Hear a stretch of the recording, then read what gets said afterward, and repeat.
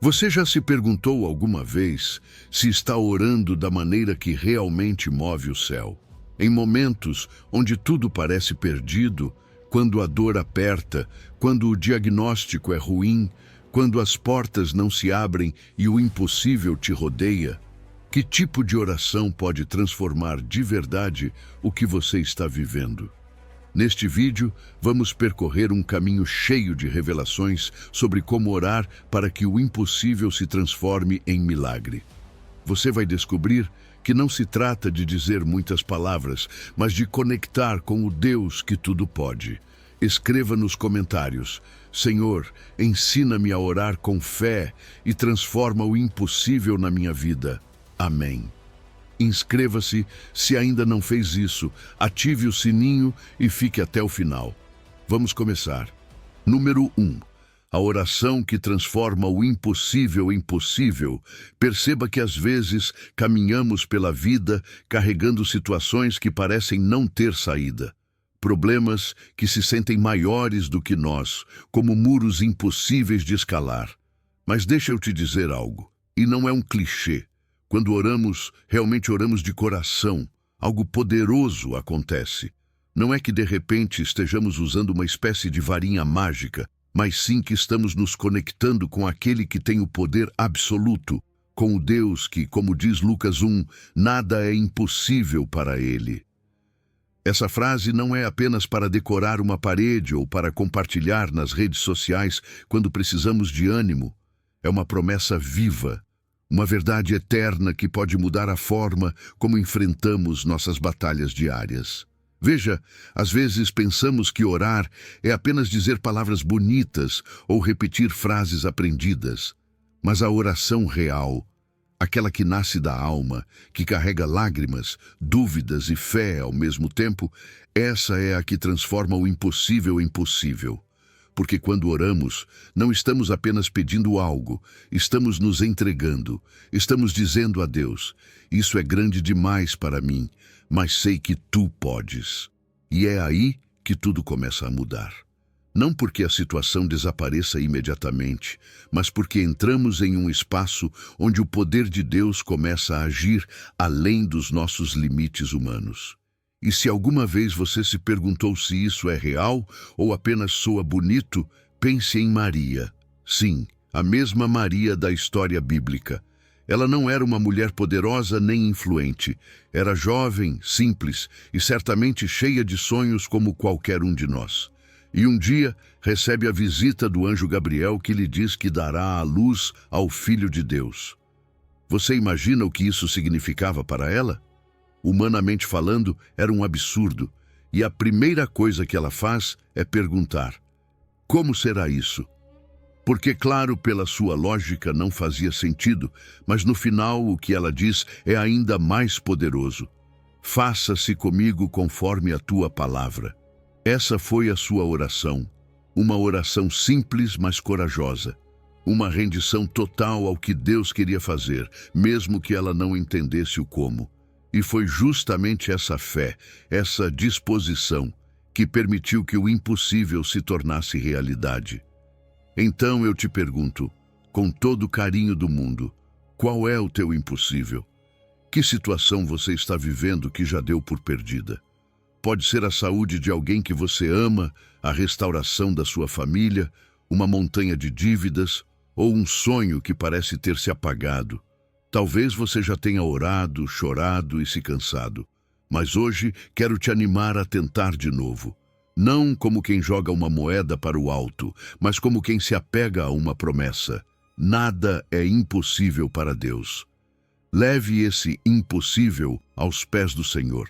E você não precisa ter as palavras perfeitas. Às vezes basta dizer: Senhor, não entendo como, mas confio em Ti. A fé não apaga a dificuldade, mas nos dá força para superá-la. E mais do que isso, a fé abre o caminho para que o poder de Deus se manifeste em nossas vidas. E sim, às vezes, o milagre não chega como imaginamos, mas sempre chega como precisamos, porque Deus não erra. E quando você ora dizendo: seja feita a tua vontade, você não está perdendo o controle. Está entregando ao único que sabe exatamente o que você está passando e tem o poder de mudar tudo. Então, se hoje você está enfrentando algo que te supera, não enfrente sozinho. Faça uma pausa, fale com Deus. Deixe que essa oração seja a ponte entre o seu desespero e o poder divino, porque não se esqueça, o impossível não é um obstáculo para Deus. É apenas uma oportunidade para que sua glória se torne evidente na sua vida.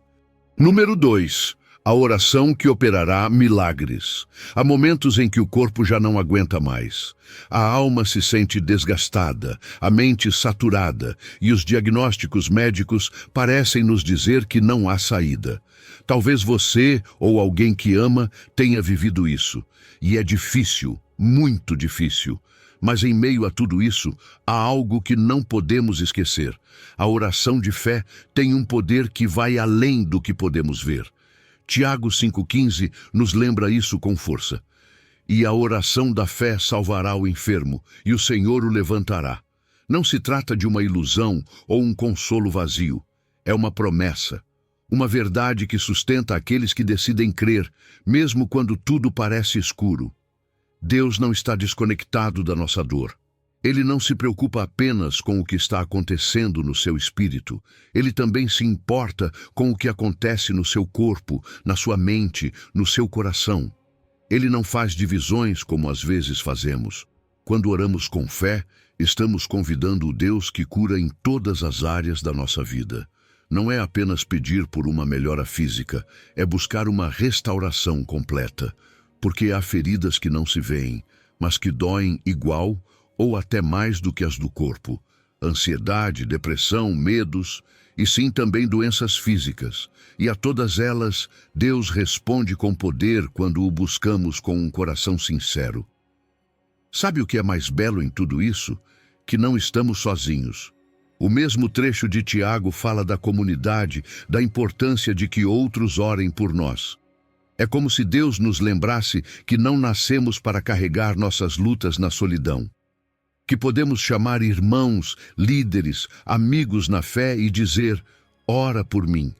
E nesse ato humilde e corajoso, algo se ativa. Nossa fé se fortalece, a esperança se multiplica. Porque quando 2 ou mais concordam em oração, o céu se move. E isso não sou eu quem diz, foi o próprio Jesus. E falando de Jesus, você lembra do centurião? Aquele homem que foi até ele, preocupado com seu servo enfermo. Não pediu presença física, não buscou um ritual elaborado. Apenas disse, Senhor, dize uma palavra, e o meu servo sarará. Que fé impressionante, não é? Jesus se admirou. E o que ele fez? Curou o servo, à distância, sem tocá-lo, sem vê-lo, apenas com sua palavra. Esse é o poder do Senhor. Um poder que não conhece limites geográficos, nem circunstâncias impossíveis. Esse milagre continua nos falando hoje. Se você crê, se confia mesmo com uma fé do tamanho de uma semente, Deus pode operar de maneiras que você nem imagina. Talvez você esteja enfrentando algo agora. Talvez haja dor no seu corpo ou feridas no seu coração que você carrega há anos. Eu não sei exatamente o que você está vivendo, mas eu sei algo.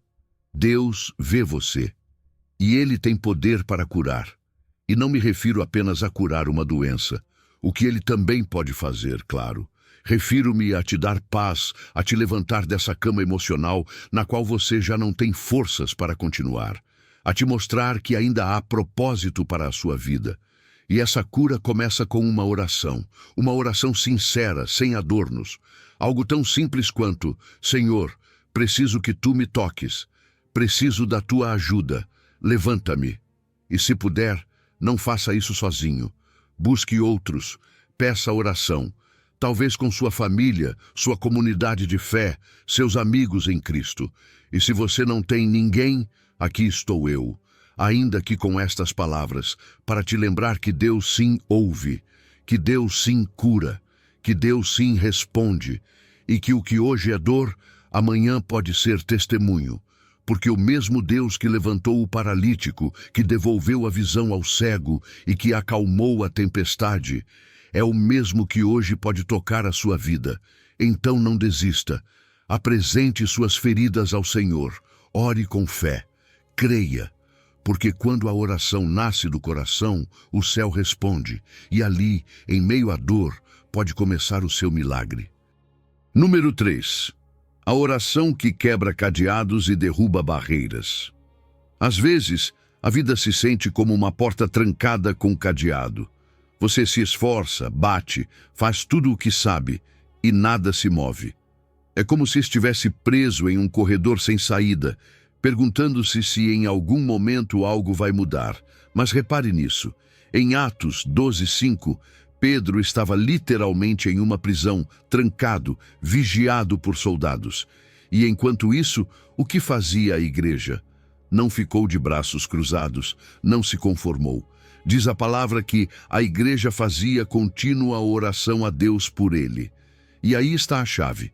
Quando tudo parece fechado, quando as portas não se abrem, a oração pode quebrar até os cadeados mais duros. E não é coincidência que diga contínua. Porque orar sem cessar não é apenas repetir palavras. É permanecer em fé. É não soltar a promessa mesmo que o tempo passe. É continuar crendo, mesmo quando você não vê resultados imediatos. E veja o que aconteceu depois. Um anjo chegou, as correntes se soltaram e Pedro saiu livre. Foi pela sua força? Não.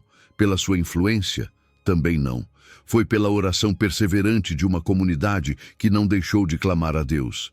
E esse mesmo Deus, o que abriu a porta daquela prisão, continua agindo hoje.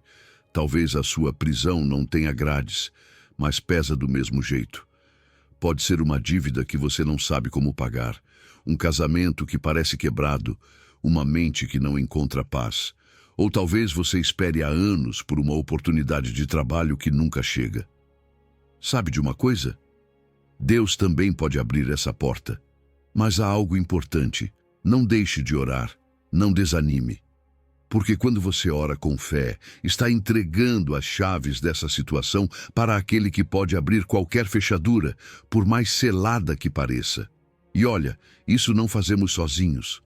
Uma das coisas mais poderosas que esse trecho mostra é a oração coletiva. A igreja orava unida. Não era apenas um clamando, eram muitos intercedendo. E isso nos ensina algo essencial. Não fomos feitos para lutar na solidão. Às vezes, achamos que precisamos guardar tudo, que ninguém vai entender nossa dor. Mas Deus nos deu uma comunidade. Quando compartilhamos nossas lutas com outros crentes, não apenas aliviamos o peso, como também ativamos um respaldo espiritual tremendo. Vou te dar um exemplo. Imagine que você tem um ente querido doente e já esgotou todos os recursos humanos. Não é o momento de desistir, é o momento de unir forças. Chame seus irmãos na fé, ore com eles, clamem juntos, porque a oração de um tem poder, mas a de muitos pode mover montanhas. É como se várias vozes tocassem ao mesmo tempo as portas do céu. E Deus responde, sempre responde. Não sempre como esperamos, mas sim como precisamos. E se hoje você está sentindo que tudo está travado, que suas orações foram ignoradas, quero te dizer algo com todo o coração. Deus não se esqueceu de você. Ele não está indiferente. Ele ouve. Ele vê seu esforço, sua dor, sua fé. E no tempo dele, do jeito dele, a porta vai se abrir. Mas a sua parte é continuar orando, mesmo que doa, mesmo que pareça que nada muda, porque cada oração é como mais um golpe naquele cadeado que parece impossível de quebrar. Então, continue orando, não pare. Reúna-se com outros, peça apoio, levante sua voz, porque quando oramos sem cessar, o céu se abre, as correntes caem e o que parecia impossível se transforma em testemunho. Assim como Pedro, você também pode sair dessa prisão. Apenas não solte a chave, e essa chave é a oração cheia de fé. Confie, creia, porque o Deus que abre portas não mudou. E ainda hoje, continua quebrando cadeados e derrubando barreiras. Número 4. A oração que muda o seu destino, quando Deus prolonga a sua vida. Há momentos em que sentimos que tudo acabou, como se um selo invisível tivesse sido colocado sobre nossa vida com a palavra final.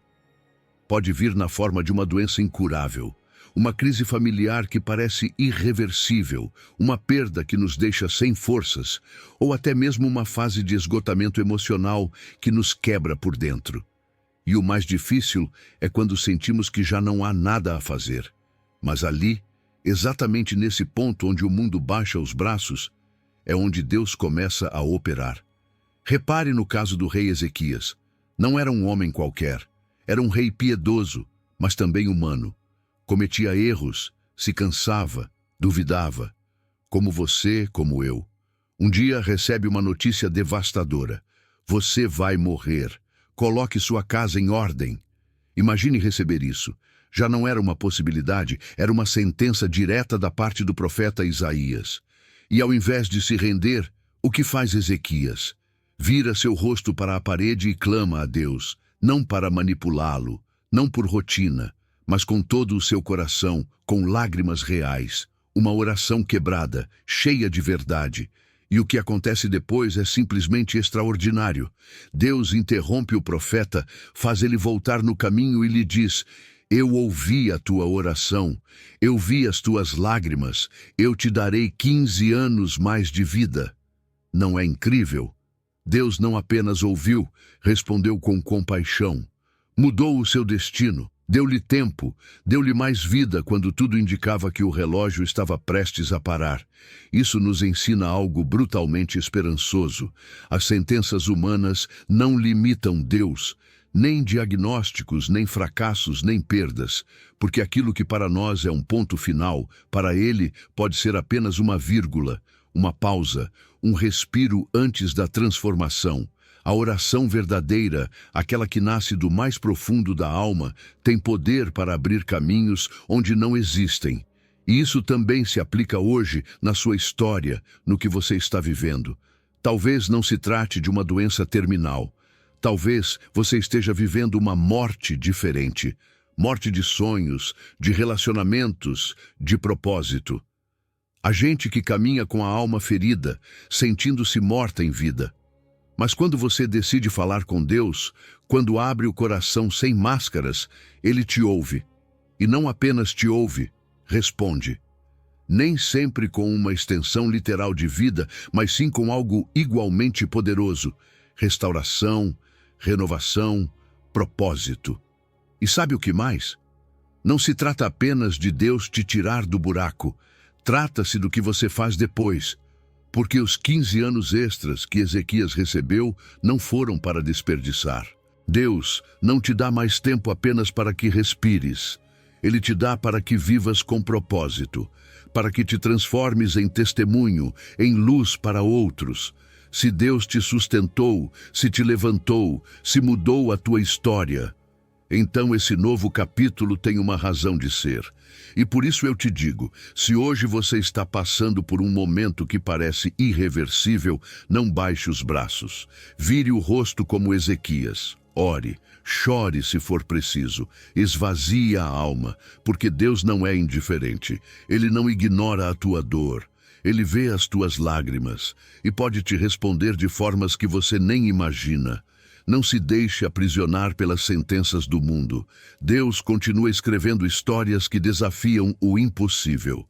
E talvez, só talvez, a sua seja uma delas. Porque enquanto houver fôlego nos teus pulmões e fé no teu coração, ainda há esperança, ainda há vida pela frente. E, acima de tudo, ainda há um Deus que pode mudar o teu destino com apenas uma palavra.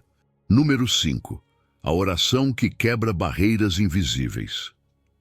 Há coisas que se veem e há coisas que não. Às vezes você percebe que está lutando com problemas visíveis. Uma dívida, uma discussão, uma porta fechada. Mas há batalhas que não se veem com os olhos, só se sentem com a alma. São aquelas que te roubam a paz à noite, que enchem a mente de dúvidas, que te deixam paralisado mesmo que por fora você pareça bem. Já aconteceu com você? Pensamentos destrutivos que não param, tentações que te perseguem, culpas que não soltam. E é aí que precisamos lembrar de algo vital. Essa guerra não é apenas física, é espiritual. E a oração é a arma mais poderosa que temos para enfrentá-la. Paulo diz isso claramente em 2 aos Coríntios 10. As armas da nossa milícia não são carnais, mas poderosas em Deus para a destruição de fortalezas. O que isso quer dizer? Que você não vai derrubar uma barreira espiritual com esforço humano ou soluções superficiais, porque há fortalezas que se formam no invisível, aquelas ideias que se instalam na sua mente e te fazem sentir que você não vale nada, que não pode, que não vai conseguir vencer. Aqueles padrões de pensamento que se repetem uma e outra vez e que, se você não atacar, acabam te dominando. Mas, graças a Deus, não estamos indefesos. A oração, quando é constante e sincera, tem o poder de derrubar esses muros invisíveis. E ela não faz isso sozinha, faz junto com a palavra. Quer ver um exemplo claro? Olhemos para Jesus no deserto. Ele foi tentado no seu momento mais frágil, com fome, sozinho, isolado. Mas não respondeu com lógica humana, nem com raiva, nem com medo. Respondeu com a Escritura. Cada vez que o inimigo tentava atacá-lo, Jesus respondia com a verdade de Deus. E essa verdade, acompanhada de sua comunhão constante com o Pai, foi suficiente para fazer o diabo fugir. Isso nos revela algo importantíssimo.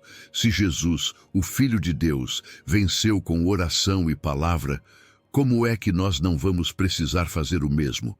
Não podemos continuar lutando só com força de vontade. Não é suficiente. Há pensamentos, feridas e correntes que só se quebram quando vamos ao Senhor em oração profunda, quando entregamos aquilo que pesa em nós e quando deixamos que sua verdade entre para renovar nossa mente. Pense nisso. Quais são as fortalezas que têm te aprisionado ultimamente? Ansiedade, orgulho, amargura, medo do futuro? Todos lidamos com algo, mas o mais lindo é que Deus não espera que você derrube tudo sozinho.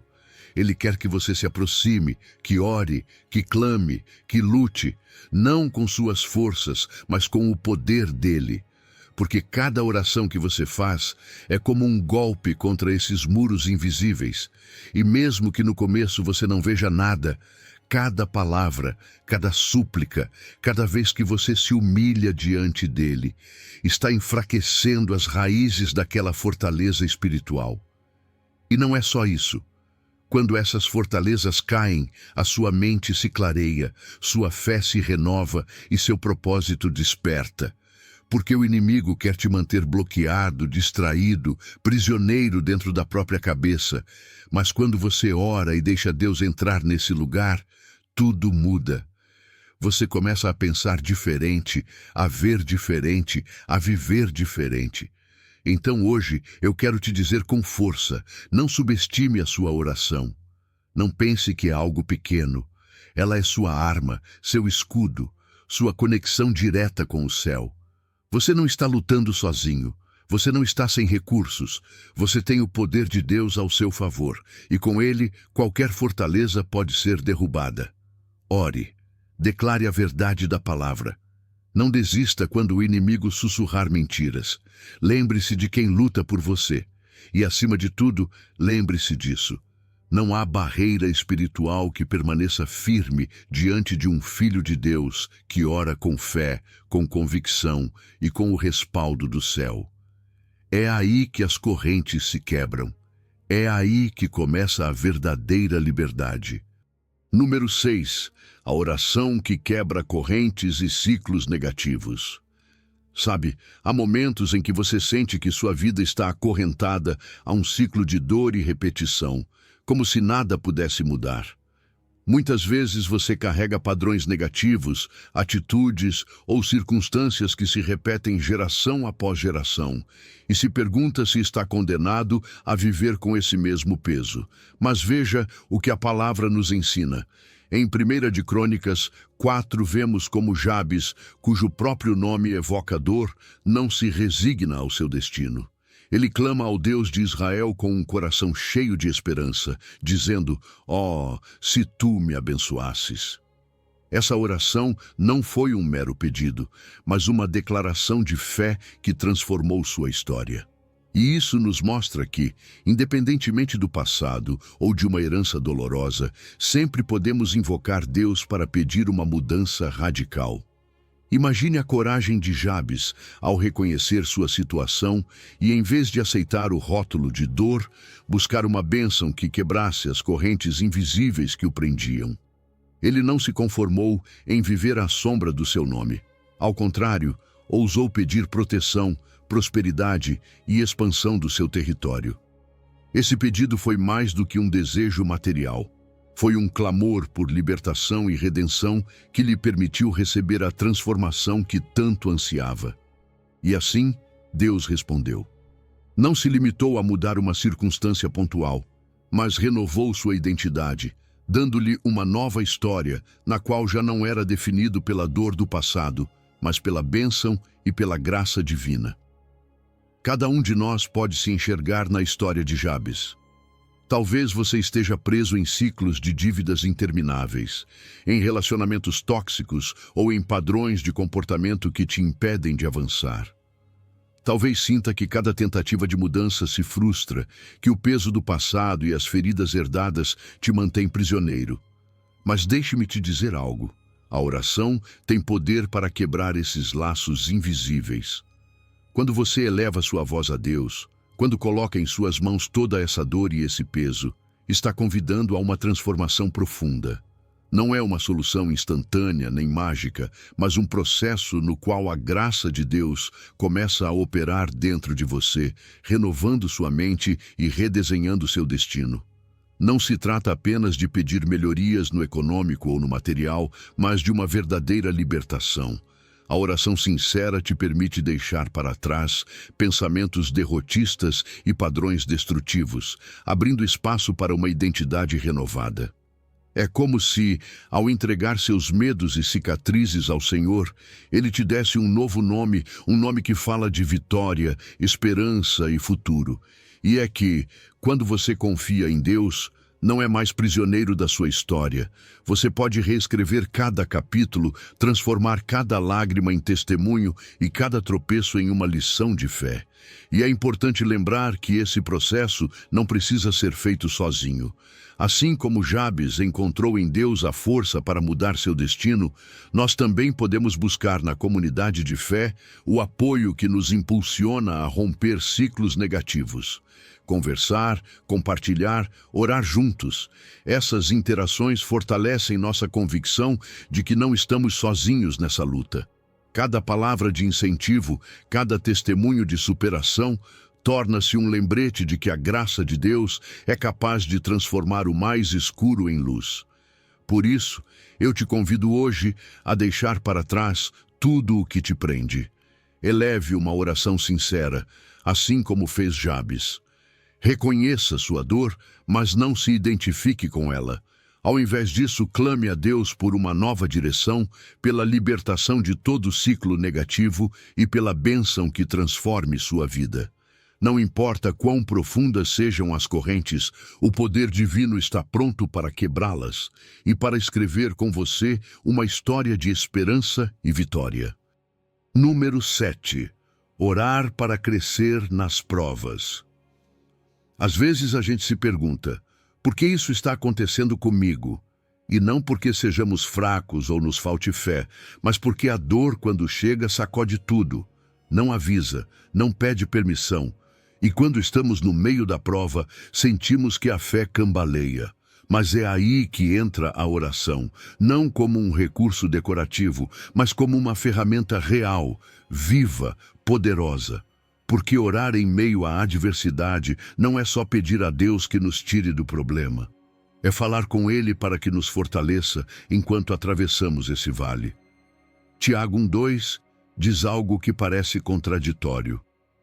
Tende por motivo de grande alegria quando cairdes em várias provações.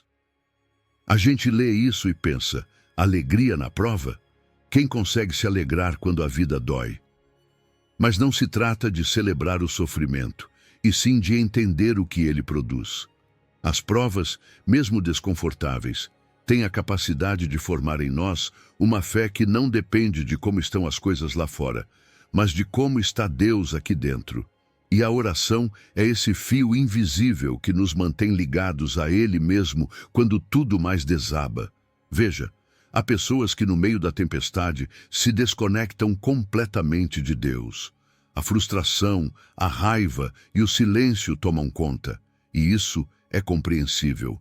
Mas existe outra forma de atravessar a dor, falando com Deus mesmo quando você não sabe o que dizer, mesmo que só saiam lágrimas, mesmo que não haja respostas. Porque nessa honestidade, nessa rendição, começa a crescer uma fé mais forte, mais sólida. Uma fé que não depende de emoções, mas de relacionamento. E foi isso que Jó fez. Ele não teve uma caminhada fácil. Perdeu tudo o que um ser humano pode perder e ainda assim, ao invés de se afastar, permaneceu em conversa com Deus. Questionou sim. Quebrou-se sim. Mas não se desconectou. Sua oração não era perfeita, mas era constante. E no final, o que aconteceu? Deus restaurou sua vida e o fez com mais do que tinha antes.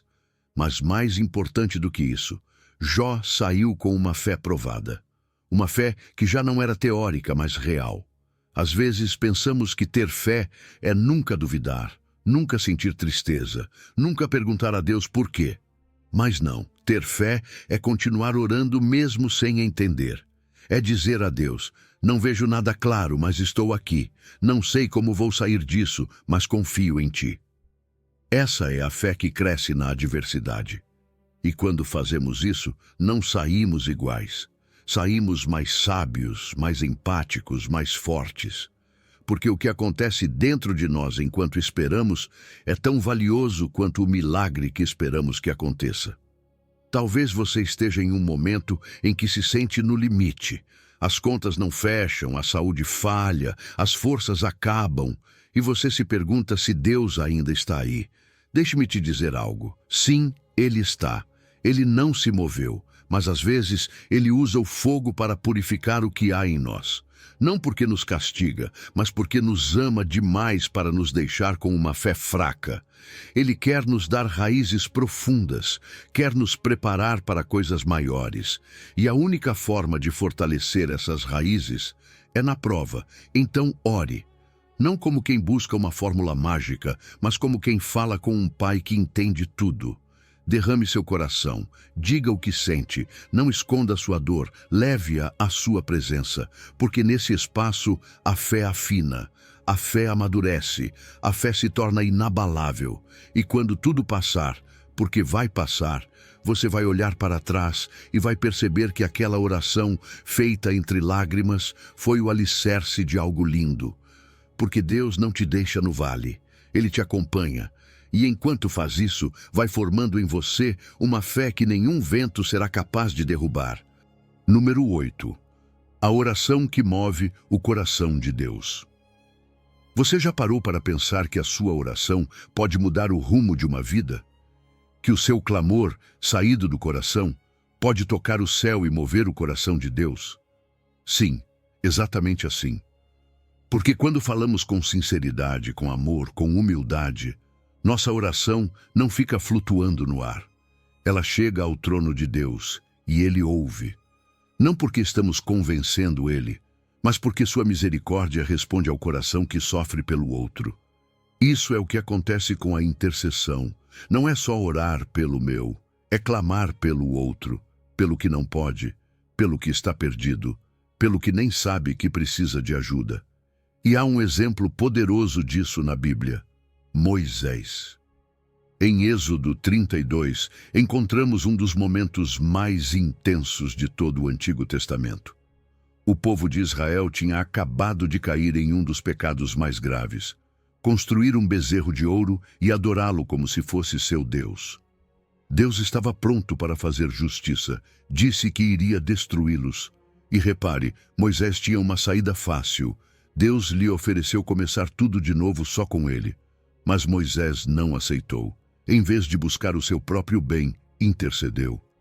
Colocou-se na brecha por aquele povo rebelde, ingrato, desobediente. Ele disse a Deus: lembra-te da tua promessa, não destruas o teu povo. E Deus ouviu. A Bíblia diz que o Senhor se arrependeu do castigo. Não porque estivesse errado, mas porque seu coração foi tocado pela súplica de um homem que amou mais o povo do que a si mesmo. Esse é o poder da intercessão. E você também tem esse poder. Pode interceder por sua família, por seus filhos, por seu cônjuge, por seus vizinhos. Pode orar por aquela pessoa que se afastou de Deus, por aquele amigo preso na dependência, por aquele filho que saiu de casa, por aquele ente querido que está enfermo. E mesmo que eles não estejam buscando a Deus, a sua oração pode abrir caminhos, pode convidar a graça de Deus a intervir onde ninguém mais tem esperança. Porque não se trata de repetir frases vazias, mas de colocar a alma na linha, de carregar a dor alheia e dizer: Senhor, age, tem misericórdia, não os deixes assim. E você não precisa ser Moisés, não precisa ser pastor, nem ter um título. Deus ouve qualquer um que se aproxima com um coração sincero. A chave está na humildade, em amar tanto o outro que a situação dele te doa, em se mover não por obrigação, mas por compaixão, porque é isso que Deus procura, pessoas dispostas a se colocar no lugar do outro, a orar sem julgar, a clamar em vez de criticar. Deixe-me te dizer algo mais. Há orações que ninguém mais fará se você não fizer. Há pessoas esperando um milagre e nem sabem disso. Mas você pode ser essa ponte, você pode ser essa voz.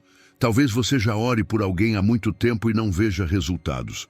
Não desanime, não pare de orar. A intercessão nem sempre produz frutos imediatos, mas produz frutos seguros, porque Deus honra a perseverança, honra a fé, honra o amor que se traduz em ação. E quando você ora assim, você se torna parte do plano de Deus. Você se une à sua obra, porque Ele não quer condenar, Ele quer restaurar. Mas muitas vezes, Ele faz isso através de você, através da sua intercessão, através da sua insistência, através daquele espaço sagrado onde você se ajoelha e diz: Senhor, por favor, não os deixes assim, faz alguma coisa. E pode acreditar, Ele responde. Então, se você se perguntava se a sua oração pode fazer diferença, a resposta é sim. Você pode mudar histórias, pode deter julgamentos, pode abrir portas que estavam fechadas, tudo quando decide interceder. Porque quando você ora com amor pelo outro, o coração de Deus se comove. E quando o coração de Deus se move, tudo pode mudar. Número 9. Orar por aqueles que nos ferem. Às vezes, quando alguém nos machuca, a reação mais natural é se afastar, ou desejar que aquela pessoa sofra tanto quanto nós estamos sofrendo. Já aconteceu com você? É como se algo dentro de nós dissesse: ele não merece nada de bom. Mas justamente aí, nesse ponto de tensão, aparece um dos ensinamentos mais radicais que Jesus nos deixou. Amai os vossos inimigos, bendizei os que vos maldizem, e orai pelos que vos perseguem. Mateus 5. Não é fácil, não parece lógico, mas é poderoso, e mais do que isso, é transformador. Orar por alguém que nos feriu não é justificar o que essa pessoa fez. Também não significa fechar os olhos ou permitir abusos. Não, não é sobre isso. É sobre soltar o veneno que o rancor vai deixando no coração. Porque o ódio, por mais justificado que pareça, nos contamina por dentro, nos rouba a paz, nos aprisiona, e no final, quem termina mais ferido nem sempre é quem nos machucou. Somos nós mesmos. Por isso Jesus não apenas nos ensinou a perdoar, mas a orar. Porque na oração acontece algo que não se vê, mas que muda tudo. O nosso coração se amolece e abrimos espaço para que Deus haja. E sabe de uma coisa? Quando você ora por um inimigo, não apenas o seu coração pode mudar, o dele também. Veja o que aconteceu com Estevão. Em Atos 7, enquanto o apedrejavam injustamente, ele não gritou maldições, nem pediu vingança. Ao contrário, clamou a Deus dizendo: Senhor, não lhes imputes este pecado. Imagine o nível de amor, de compaixão, de entrega. E no meio da multidão que presenciava aquilo, estava Saulo. O mesmo que depois se tornaria Paulo, o apóstolo mais influente do cristianismo. Coincidência? Eu não creio. Aquele momento, aquela oração, foi uma semente plantada no coração de alguém que parecia inimigo, mas que terminaria sendo um instrumento nas mãos de Deus. Isso nos ensina algo tremendo. Quando oramos por aqueles que nos ferem, não estamos apenas cumprindo um mandamento. Estamos participando de uma obra de redenção. Pode ser que você não veja mudança imediata. Pode ser que aquela pessoa nunca te peça perdão, nem reconheça o que fez, mas a sua oração continua tendo poder, porque ela libera a sua alma, quebra correntes e deixa que Deus cuide daquilo que você não pode controlar. E eu sei, não é fácil. Talvez você carregue uma traição profunda, um abandono, uma injustiça que marcou sua vida. Não se trata de negar essa dor. Ao contrário, trata-se de enfrentá-la e entregá-la. Porque quando você ora por essa pessoa, você não está dizendo está tudo bem. Você está dizendo, Senhor, eu não quero viver com isso aqui dentro. Eu te entrego. Cura tu. Transforma tu. E aí começa a cura, não da outra pessoa, mas a sua. Todos nós podemos ter um inimigo. Às vezes não é alguém violento ou cruel. Pode ser um ex-sócio que te decepcionou, um amigo que te traiu, um familiar com quem você não consegue conversar sem brigar. E é aí que entra esse desafio. Você está disposto a orar por essa pessoa? Não para que ela te devolva o que tirou, mas para que Deus a abençoe, a toque e, se possível, a transforme. Isso nem sempre vai terminar em reconciliação imediata. Às vezes não haverá abraço final nem conversa de fechamento, mas a sua alma vai ficar livre. Porque a oração sincera, mesmo quando ninguém escuta e ninguém te agradece, quebra correntes internas que você nem sabia que estavam te prendendo e abre espaço para a paz. O mundo está cheio de ódio, de divisão, de gente ferindo gente sem medida, mas você e eu, se decidirmos caminhar como Jesus nos ensinou, podemos fazer diferença. Podemos refletir um amor que não é humano, mas divino. Um amor que ora pelo inimigo, que abençoa quem amaldiçoa, que não responde com vingança, mas com compaixão. E o mais incrível de tudo é que, às vezes, quem parecia seu inimigo termina sendo um aliado no plano de Deus. Número 10. Orar para receber um espírito de poder. Todos nós, em algum momento, já sentimos medo. Medo do fracasso, medo da rejeição, medo do futuro, medo de não estar à altura. E o pior é quando esse medo não apenas aparece, mas fica, se instala e começa a governar nossas decisões. Ele nos paralisa, nos faz calar quando deveríamos falar, nos freia quando deveríamos avançar. Mas sabe de uma coisa? Esse não é o espírito que Deus nos deu. Em 2 Timóteo 1, Paulo lembra a Timóteo, e também a nós, uma verdade que precisamos ter tatuada no coração. Deus não nos deu espírito de covardia, mas de poder, de amor e de domínio próprio. Isso significa que o temor não vem de Deus, que não faz parte da nossa identidade em Cristo, que não precisamos viver dominados pela insegurança ou pela ansiedade. Mas também não se trata de fazer força mental ou repetir frases motivacionais para nos convencermos. Trata-se de ir a Deus em oração, com o coração aberto e dizer: Senhor, eu tenho medo, mas quero confiar em Ti. Porque é aí, nesse diálogo sincero, que a mudança começa, onde o temor começa a se transformar em coragem. Veja o que diz esse versículo. Deus nos deu um espírito de poder. Você percebe o peso dessa palavra? Poder. Não o seu poder humano limitado. Poder que vem do alto. Poder para enfrentar o que te assusta. Poder para fazer o que parece impossível. Depois diz amor. Porque o amor de Deus lança fora o medo. Quando você sabe que Ele te ama, quando entende que não está sozinho, que há um propósito sobre sua vida, você ganha ânimo para seguir em frente. E o terceiro presente é o domínio próprio, que nada mais é do que equilíbrio, clareza, estabilidade. É a capacidade de agir, não por impulso ou medo, mas com sabedoria e firmeza. E se falamos de valentia, não podemos deixar de fora Davi. Aquele jovem pastor que, sem armadura e sem experiência militar, ficou frente a frente com um gigante chamado Golias. Você imagina o nível de fé que ele precisou ter para fazer isso? Todos estavam escondidos. Ninguém queria sair. Mas Davi quis, porque ele não se concentrou no tamanho do inimigo, mas na grandeza de seu Deus.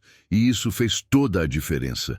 Ele orou, confiou e avançou. E venceu. Não porque fosse forte fisicamente, mas porque tinha claro quem o respaldava. Agora pense em você.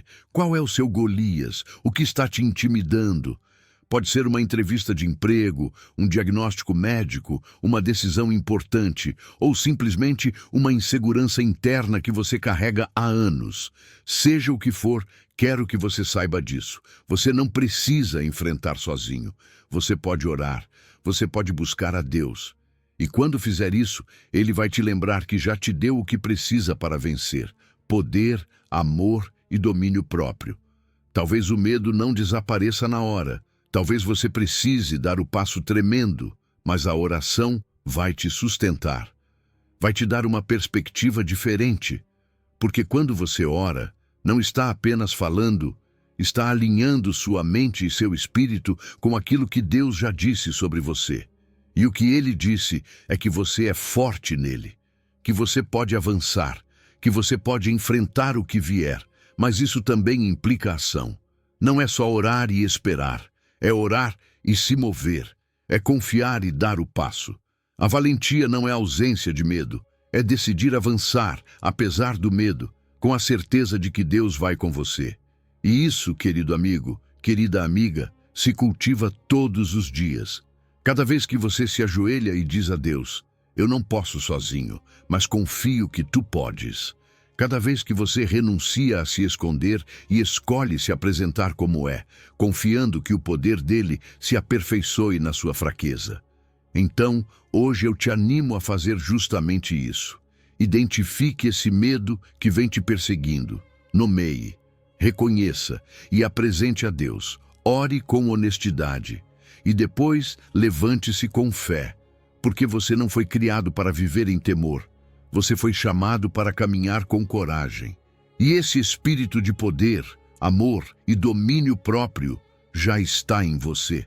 Só precisa ser ativado pela oração e pela confiança de que o mesmo Deus que ajudou Davi diante de Golias vai ajudar você diante de qualquer batalha. Número 11. Orar para ser restaurados e cumprir um grande propósito. Há momentos em que a gente se sente derrotado, completamente, como se não houvesse forma de voltar atrás, como se o erro cometido tivesse cancelado qualquer possibilidade de seguir adiante. Já te aconteceu? Você erra, cai, faz justamente aquilo que jurou que nunca faria, e a culpa começa a sussurrar que já não existe mais oportunidade. Mas deixa eu te dizer algo com todo o meu coração. O fracasso não é o fim quando Deus está na história. Quando nos aproximamos dele em oração, quando reconhecemos nossas falhas e damos espaço para que ele haja, ele não apenas nos perdoa, ele nos restaura, nos levanta e nos impulsiona a um propósito ainda maior. Repare em Pedro, um dos discípulos mais próximos de Jesus. Ele prometeu fidelidade, jurou que nunca o abandonaria. E, no entanto, quando chegou a hora da prova, ele o negou. Não uma vez, não duas, 3 vezes. E fez isso logo depois de ter dito com orgulho que permaneceria firme. Imagine a vergonha, a dor, a traição que Pedro sentia contra si mesmo. Porque ele não apenas falhou no mais essencial, no amor e na lealdade ao seu mestre. Mas o que vem depois é o mais lindo. Em João 21, Jesus se encontra com Pedro. Ele não o repreende, não joga o erro na cara, não o deixa preso à culpa. Jesus faz uma pergunta muito mais profunda. Tu me amas? 3 vezes. Uma para cada negação. É como se estivesse dizendo: eu não quero falar do teu erro, eu quero falar do teu amor. Porque apesar de tudo, eu ainda acredito em ti. E ali, naquela conversa íntima, naquela oração sincera entre o mestre e o discípulo, acontece a restauração. Jesus lhe diz: apacenta as minhas ovelhas. Em outras palavras, eu volto a confiar em você. Eu te devolvo o propósito. Você não está desclassificado. Essa cena muda tudo. Nos mostra que Jesus não apaga quem falha, mas transforma.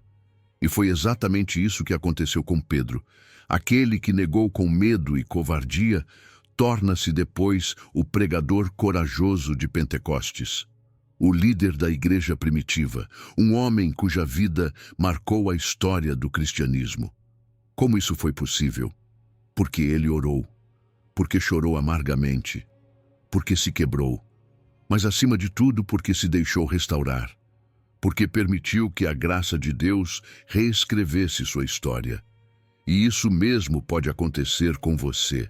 Não importa qual tenha sido a sua queda, um pecado do passado, um projeto que desabou, um casamento que não deu certo, uma promessa que você não conseguiu cumprir. Deus não te descarta por causa disso. Ele quer falar com você da mesma forma que falou com Pedro. Ele quer te perguntar: você ainda me ama? E se você responder com sinceridade: sim, Senhor, tu sabes que te amo, então prepare-se, porque depois da restauração vem a missão. Deus não apenas conserta o que está quebrado, Ele usa, Ele transforma em testemunho. Porque quando você cai e Deus te levanta, você adquire algo que não se aprende em livros nem em seminários: humildade, compaixão e maturidade. Você já não serve com arrogância, mas com gratidão. Já não fala a partir do dever, mas da experiência. Você sabe o que é cair e sabe o que é ser perdoado. Por isso, se hoje você carrega um fracasso, se sente longe de Deus por algo que fez ou por algo que deixou de fazer, não fuja. Aproxime-se, ore, fale com Ele como Pedro falou, chore se for necessário, mas não permaneça na dor, porque há algo que Deus quer fazer em você. Há um novo propósito, há ovelhas que precisam da sua história. Há uma missão que só você pode cumprir, justamente porque passou pelo que passou. Lembre-se disso. O seu pior erro não define o seu destino. O que o define é como você responde ao amor de Deus depois de ter falhado. E esse amor continua firme, continua te chamando, continua perguntando: tu me amas? Se você pode responder que sim, então levante-se, porque o seu fracasso nas mãos de Deus pode ser o começo da maior vitória da sua vida. Número 12. A oração que renova a esperança. Há dias em que a vida se sente como um monte de ruínas, como se tudo o que antes te sustentava tivesse desabado. Você acorda sem vontade, com o coração cansado, e pensa: como vou sair disso? Você já não vê luz, nem saída, nem motivo. Mas repare nisso. Em Neemias 1, ele também recebe notícias devastadoras. Jerusalém, sua cidade, estava destruída, os muros derrubados, as portas queimadas. E o que ele fez? Sentou-se, chorou, fez luto, mas não ficou ali. Diz a palavra que ele jejuou e orou ao Deus dos céus. Porque quando tudo está quebrado, a oração é o primeiro tijolo que Deus coloca para começar a reconstrução. Neemias não era guerreiro, não era arquiteto, era copeiro do rei, mas tinha algo que mudou tudo, um coração conectado com Deus. E isso fez toda a diferença. Ele não começou reunindo materiais, nem buscando aliados, nem fazendo estratégias humanas. Começou de joelhos, reconhecendo que só Deus podia lhe dar direção, forças e, acima de tudo, esperança. Porque sem esperança, ninguém se levanta. E essa esperança veio não do que ele via, mas do que ele creu enquanto orava. Às vezes, quando sentimos que tudo está perdido, pensamos que não há mais nada a fazer. Mas é justamente nesses momentos que a oração assume outro nível, porque ela não se torna apenas um refúgio, mas uma conexão direta com o céu para receber consolo, visão e força. A oração de Neemias não foi rápida, não foi superficial. Foi uma oração que saiu com lágrimas, com dor real. E isso comove o coração de Deus, porque Ele não despreza um coração quebrantado. E o impressionante é o que acontece depois. Neemias não fica apenas na oração. Essa conexão com Deus lhe dá coragem para falar com o rei, pedir recursos e iniciar uma missão que parecia impossível: levantar os muros de uma cidade destruída. Ele enfrentou zombarias, ameaças, cansaço, mas nada o deteve. Por quê? Porque ele não estava agindo sozinho. Sua oração inicial lhe deu uma visão tão clara, uma paixão tão forte, que nem a oposição pôde apagar. E o que começou como luto e choro, terminou como uma grande reconstrução. Talvez você também esteja cercado de ruínas. Talvez seja sua saúde, seu casamento, suas finanças, sua vida emocional. E você se pergunta se algo pode renascer disso. Deixe-me te dizer, sim. Mas não comece buscando soluções humanas primeiro. Comece como Neemias. Chore se precisar chorar. Faça luto se doer, mas não fique ali. Ore, clame, fale com Deus com toda a sua verdade. Porque quando você entrega as suas ruínas, Ele começa a te mostrar os planos de uma nova construção. Não a mesma de antes, mas uma melhor. E não se trata apenas de pedir, trata-se de ouvir, de jejuar se for necessário, de se separar um tempo para dizer: Senhor, diz-me o que fazer. Eu não vejo saída, mas Tu vês. Porque orar não é se resignar. É reconhecer que não podemos sozinhos, mas que com Ele nós podemos. É receber direção para agir e, ao mesmo tempo, descanso para não desesperar. É aí que a esperança começa a renascer. Não porque tudo muda de repente, mas porque você muda por dentro. E quando você muda, começa a ver as ruínas como oportunidades, como pontos de partida. Foi isso que Neemias fez. O que outros viam como entulho, ele viu como missão. E você também pode. A oração te levanta, te dá o primeiro passo, te conecta com aquele que tem todo o poder para restaurar o que parecia terminado. E mais, quando você ora de verdade, sua fé se ativa e seu ambiente começa a se mover. As pessoas se unem, os recursos aparecem, as forças voltam, não porque você tem o controle, mas porque Deus tem. E Ele honra quem ousa crer nele mesmo no meio das cinzas. E lembre-se, a última palavra não é do fracasso, nem da perda, nem do tempo. É do Deus que pode transformar tuas lágrimas em alicerces e tua oração na faísca que reacende a esperança. Número 13. A oração que nos transforma e nos aproxima de Deus. Há momentos em que a gente se sente longe, longe de tudo, mas sobretudo, longe de Deus. Às vezes você nem sabe como chegou até esse ponto. Você se acostuma ao barulho, à rotina, a apenas sobreviver. E sem perceber, o relacionamento com Deus esfria, torna-se algo esporádico, superficial. Mas em Tiago 4:8, Deus nos lança um convite que muda tudo. Aproximai-vos de Deus, e Ele se aproximará de vós. Não diz, se você fizer tudo perfeito, nem se você nunca falhar. Só diz, aproxime-se, dê o passo, fale com Ele, e então prepare-se, porque quando você se aproxima, Ele também faz o mesmo. A oração não é apenas para pedir coisas, não é um canal para fazer uma lista do que queremos que Deus resolva, é muito mais que isso. A oração é um encontro marcado com o Criador. É aquele espaço íntimo onde a sua alma respira, onde os pesos se soltam, onde o seu coração encontra refúgio. É uma conversa, sim, mas também é uma transformação. Porque quando você ora de verdade, quando faz isso com o desejo de conhecê-lo mais, algo começa a acontecer dentro de você. Você não vê uma luz do céu, nem escuta uma voz trovejante, mas sente algo, paz, clareza, consolo. E isso, amigo, amiga, isso é Deus se aproximando. E não há melhor exemplo do que Jesus. O próprio Filho de Deus, com toda a sua autoridade e poder, se retirava constantemente para orar. Lucas 5,16 diz que ele retirava-se para lugares desertos e ali orava. Consegue imaginar?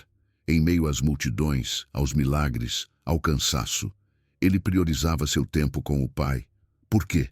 Porque essa intimidade era sua fonte. Ali ele recebia direção, ali encontrava forças, ali renovava seu propósito. Se Jesus fazia isso, quanto mais nós. Seus discípulos perceberam isso. Não pediram para aprender a fazer milagres, pediram: Senhor, ensina-nos a orar. Lucas 11:1. Porque entenderam que tudo o que viam nele nascia dessa comunhão. Por isso, orar não pode ser apenas um ato religioso. Precisa fazer parte do nosso dia a dia. Como comer, como respirar. Porque disso depende tudo. Como amamos, como decidimos, como enfrentamos a vida. Talvez você diga: eu não sei orar direito. Mas sabe de uma coisa? Você não precisa orar direito. Você só precisa orar com o coração. Deus não busca palavras perfeitas. Ele busca sinceridade. Busca que você conte como está. Que entregue suas dúvidas, suas alegrias, seus medos. Que faça dele parte da sua história, da sua rotina, do seu dia. E isso pode começar hoje. Você pode separar alguns minutos, escolher um lugar, abrir a Bíblia, fechar os olhos e falar. Do jeito que você é, sem filtros. E quando você faz isso com constância, sem perceber, sua vida começa a mudar. Seu caráter vai sendo moldado. A ansiedade perde força. A esperança se fortalece. A visão se alinha com a vontade de Deus. Porque você passa a se parecer com quem frequenta. E se você passa a frequentar Deus, se passa tempo com Ele, se o inclui nos seus dias, então também vai se parecer mais com Ele. Você já não agirá por impulso, mas por direção. Já não viverá a partir do medo, mas da confiança. Já não buscará a aprovação humana, mas o olhar do Pai. E isso não é mágica. É fruto de um relacionamento vivo, íntimo e constante, de uma vida de oração que não se trata de fórmulas, mas de amor. E claro, aproximar-se de Deus implica deixar coisas para trás: orgulho, pecado, autossuficiência. Mas não como um peso, e sim como uma libertação. Porque quanto mais você se aproxima de Deus, mais entende que não precisa usar máscaras. Ele já te conhece, e mesmo assim te convida para perto, para viver sob sua voz, sua direção, seu abraço.